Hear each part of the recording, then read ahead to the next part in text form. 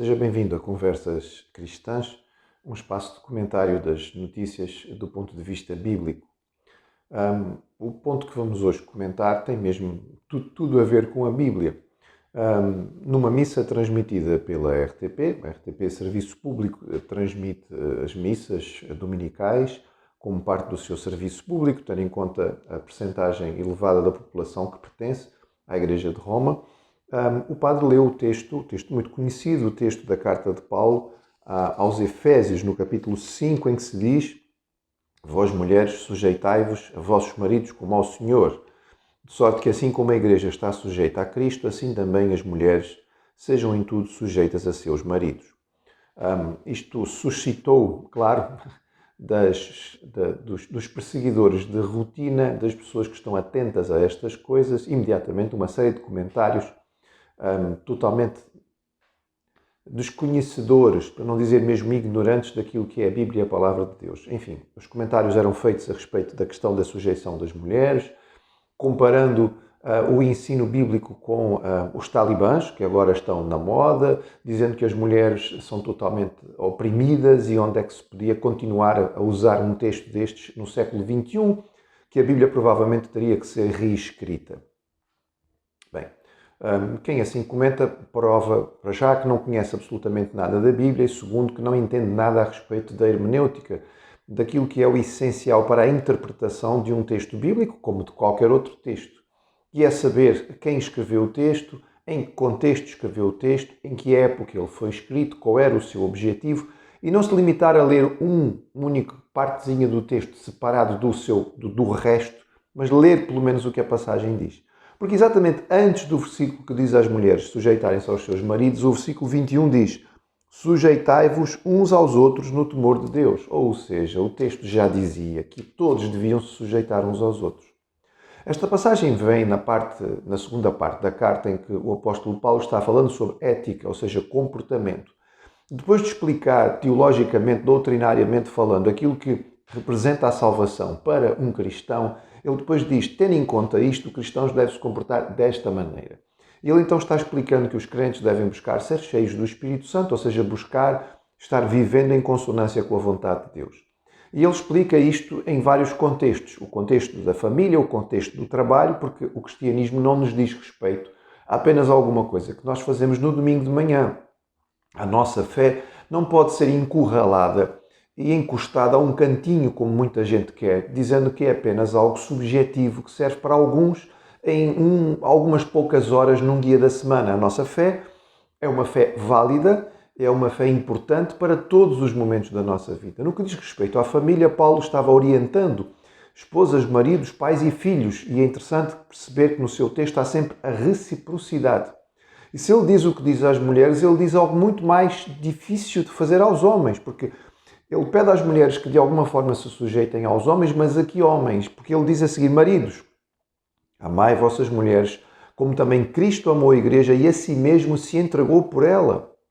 Assim devem os maridos amar as suas próprias esposas como os seus próprios corpos. Quem ama a sua mulher, ama-se a si mesmo.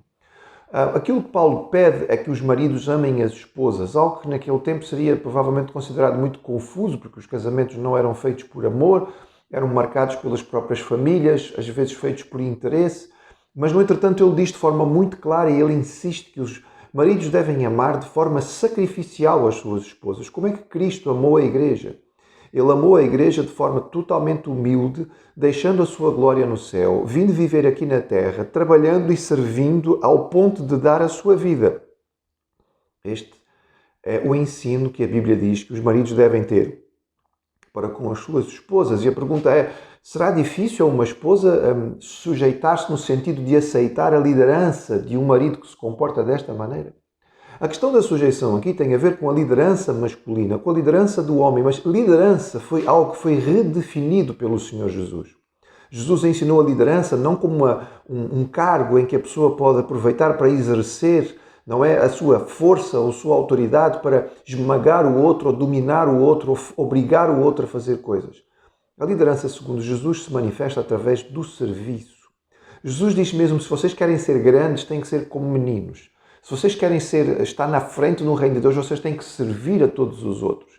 E ele mesmo disse, eu não vim para ser servido, eu vim para servir e dar a minha vida em resgate por muitos. Quando se fala aqui em algum tipo de sujeição ou reconhecimento da liderança do marido dentro do casamento, está-se a dizer isso para que a esposa possa aceitar a liderança deste marido, que é um homem que a ama como Cristo amou a igreja, que tem uma liderança que é sacrificial e de serviço. Dizer que a Bíblia coloca a mulher numa posição de inferioridade é não ler o texto bíblico e não conhecer nada sobre ele. Na Bíblia as mulheres aparecem como juízas, como profetisas, como rainhas. Em Provérbios capítulo 31 há um texto de grande exaltação à mulher virtuosa. E quando lemos o texto nós percebemos que esta mulher é uma administradora, é uma mulher que sabe lidar com bens, que sabe fazer negócios. Isto, naquela época, estamos a falar de algo que foi escrito há 3.000 anos e já havia este conceito de forma muito clara. O Senhor Jesus, rompendo as barreiras que existiam no seu tempo, permitiu a várias mulheres que fizessem parte daquilo que eram os seus seguidores.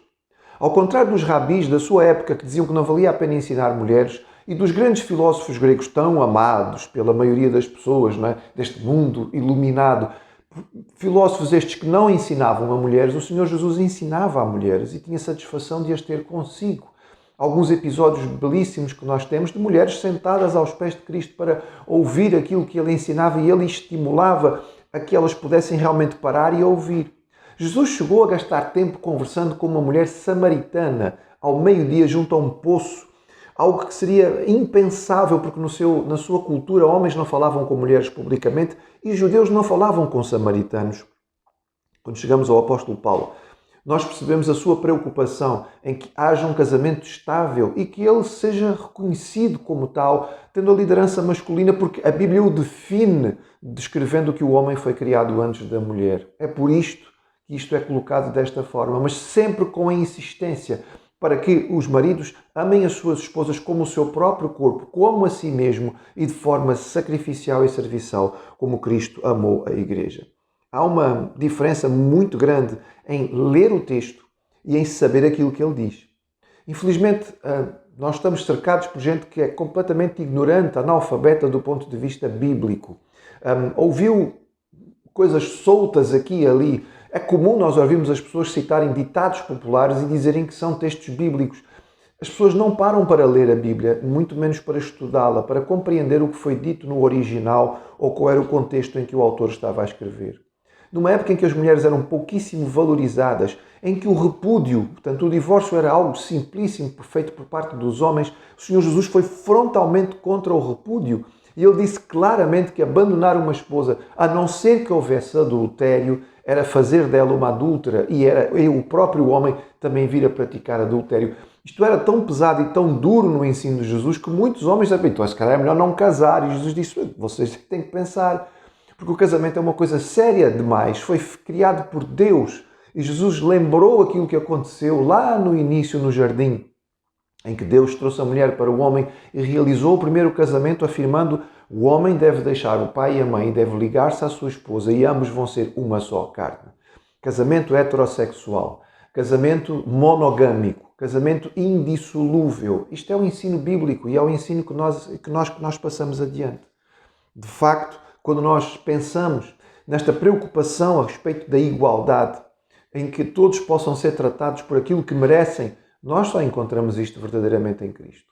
Só em Jesus nós descobrimos a liberdade para ser quem fomos criados para ser. Não para deixar-nos levar por fantasias e querer imaginar coisas que nós não somos, mas olhar para quem somos da maneira como fomos criados e ter a liberdade para poder viver isto de forma plena, cumprindo um propósito, porque não estamos aqui por acaso, não somos produtos de uma evolução biológica, mas estamos aqui por uma razão muito clara. Esta é a vida que o homem precisa. Jesus disse que esta vida seria vida abundante. É só nele que nós encontramos a verdadeira igualdade.